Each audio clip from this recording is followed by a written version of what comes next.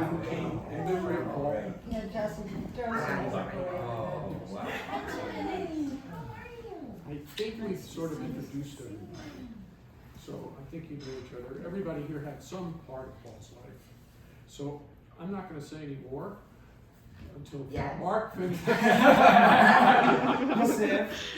So I'm going to turn the chair over to Mark, who's Paul's son, and then I'll make a few comments. All right, hi everybody. Thank you all for coming. So my sister, who could not be here, she lives in Australia. We decided that we would team up and write something together.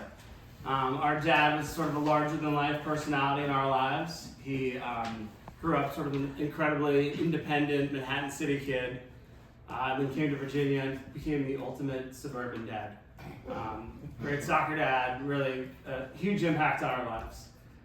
He never really was one to take in sad things. He really was always looking forward, very positive. So rather than focus on the sad, we decided we would do sort of 10 fun things that we learned from our dad. So I have a top 10 list here. So lesson number 1, the power of persuasion. Early in our childhood, my dad was coined the marshmallow. This was due to Jess's ability to pretty much persuade him to do whatever she wanted. Small things, where to get takeout, big things, where to go on vacation. Jess learned quickly that after a bunch of no's, she could easily get a yes. Dad completely embraced his marshmallow status, and by the time she got married, she even passed this on to her husband, Rich. One thing that we came to realize, though, from the marshmallow status was it was actually one of Dad's great lessons. He was able to persuade us to do all kinds of things that we didn't otherwise necessarily want to do. To go to college in state at the University of Virginia and JMU, to the quality of people we should marry, and really to prioritize family. He used his own powers of persuasion to pass on his great skill and life lesson. Let others think you are the marshmallow in order to persuade them to do what you want them to do. Number 2, the importance of being competitive. Our dad loved to compete. His favorite thing to compete in was racket sports. Around the age of 7, he bet me $500 that I couldn't beat him in ping pong before my bar mitzvah. Talk about motivation. I convinced him to let me join a local training center for ping pong that had a future Olympian, Sean O'Neill, come out of there. I trained, and we battled it out year after year.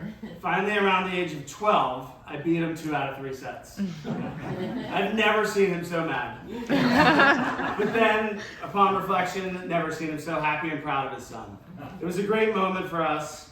One I could not repeat in tennis, which he gave me to beat him until I was 18, and I never got to do. So, number 3, long-term planning. Did you get the 500? I got the 500. Our dad loved to plan. Nothing made him happier than planning his retirement. He talked and talked forever about his retired years, and he wanted to achieve that at a young age. While none of us actually believed that he would go through with retiring, my parents worked hard, saved religiously, and my dad happily retired around the age of 60. Considering he didn't start working until his early 30s full time, this was quite impressive. Uncle Richard's going to share some of his earlier years experiences and why he didn't start working until then. We always thought he'd go crazy, retired with my mom still working, and so much free time, but he never seemed bored. Between tennis, volunteering, traveling to see his kids and grandkids, he had a fantastic, almost 2-decade retirement, something we should all learn from. I can have the dog participating. Number 4, nothing in life is easy, never take the easy way out. Dad believed that obstacles only made you a stronger, better person. He certainly was not one to make anything easier than it needed to be. He loved to drive stick shifts, and for most of his life, he would never ever own an automatic. This was great, and he really had fun driving around until it came time for my sister and I to learn to drive. He flatly refused for any of us to learn to drive on an automatic stick shift. We couldn't borrow from a friend, there was no opportunity. We had to learn the power of stick driving. His idea of an introductory driving lesson was to take us to Northern Virginia Community College on the Giant Hills and teach us how to use the parking brake stick shift to get up the hill. This was not easy, but we all figured it out, and his many years of driving, high driving expectations in all weather conditions ultimately paid off for me. I remember when I first moved to New York City, there was a huge snowstorm, and there was a taxi cab that got stuck in the snow right outside my apartment. The driver was spending forever trying to get the car unstuck, and I said, "You need to rock back and forth. You need to get, that's the way to get out of the snow." And he just looked at me like I was crazy. He finally got out of the car, passed the car over to me, and I quickly got the car unstuck after many, many decades of my dad teaching me how to get out of snow. The next lesson we learned was how to embrace a flexible attitude. When you grow up with our dad as a father, you become quite skilled at managing people who worry a lot. Our dad believed that if you worried enough for everyone, it would solve all the world's problems. His level of worrying taught us to be flexible on many dimensions. Our dads would sometimes worry about the most unexpected things, while simultaneously not worrying about things that most average people would completely be concerned with. Most recently, our dad was worried in the last few months about Jess driving on the wrong side of the road when she came to visit us. He didn't want her driving the family car. Juxtapose this to a month earlier, Dad was encouraging my sister to send her 16-year-old Phyllis off to the Philippines to travel on an airplane and throughout the Philippines in a dictator-led country completely on his own. That seemed fun. Lessons 6 and 7. Your deficiencies can become your greatest skill if you work at them, and the importance of resilience. Around the age of 5, my parents took us out west to learn to ski. This was great and such a fantastic treat. The unfortunate thing for me is I just did not take to skiing. I was not strong enough, not coordinated enough for whatever reason, I just couldn't do it.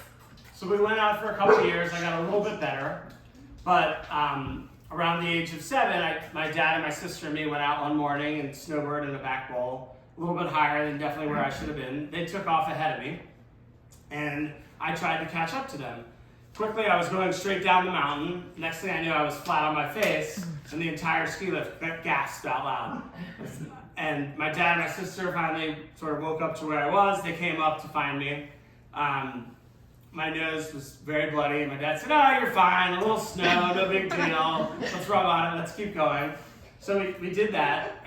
Soon after that, I learned my nose was broken. Still have proof to it today. But I realized at that moment that I was going to become the best skier in the family. So throughout high school, I worked at Whitetail, and then in college, I worked at Wintergreen. I taught kids to ski. Became far and away the best skier in our family. And my dad and I skied for just about every winter for the rest of his life, which was fantastic. Him very soon chasing after me rather than me chasing him. Number 8.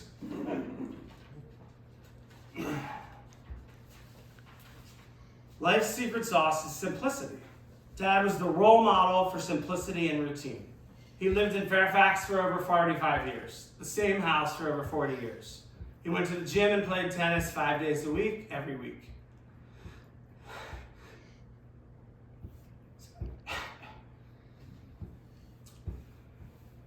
He played tennis with the same people.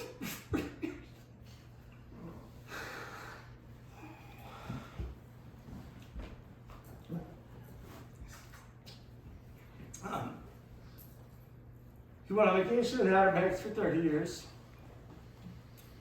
He knew that when he found something he loved, to stick with it. Simplicity was how he found satisfaction in life. Although he passed on his gift of exercise to us all, we're still trying to learn from his wonderful, powerful lesson of simplicity. Especially with one of us living 10,000 miles away for her family she loves. And the other working in one of the most challenging industries in the most expensive city in the U.S. Lesson number 9. Always be intellectually curious. Dad loves politics. Even after retirement, Dad religiously followed politics. He would spend hours and hours each day reading on his computer, watching the news, and debating with anyone who was willing to talk politics. Dad had an opinion on how to fix the system, what politician he believed in, most of them are crooks, and most importantly, how he could do a better job. His love of discussing and debating politics challenged us to remain intellectually curious and on top of current affairs, ready to debate at a moment's notice. Lesson number 10. Family is the most important thing. At the end of the day, what mattered most to our dad was his family. He lived for our mom and to help his kids and grandkids. Everyone that knew him well said the exact same thing. Dad embodied the lesson he wanted us to learn the most. Family is the most important thing in life. He was an absolutely devoted husband, father and grandfather. It's time that commitment to love his family. And our mother resonate. His undying commitment to love his family, and especially our mom, will resonate with us forever.